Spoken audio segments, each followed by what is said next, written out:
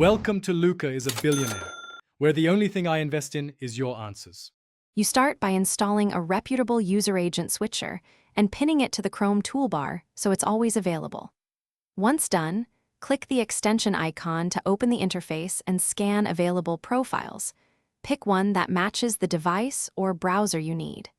Make sure to create a custom profile if exact values aren't listed, entering the desired user agent string and a clear label. This initial setup gets you immediate control and prevents repeated installation steps later.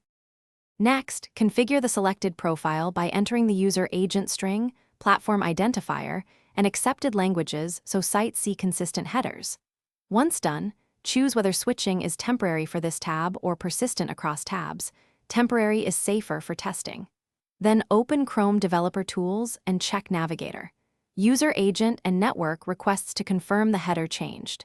If a site still detects your original client, toggle modes and reapply the profile to ensure values propagate. To finish, test the targeted site in the tab where the profile is active and complete the needed actions.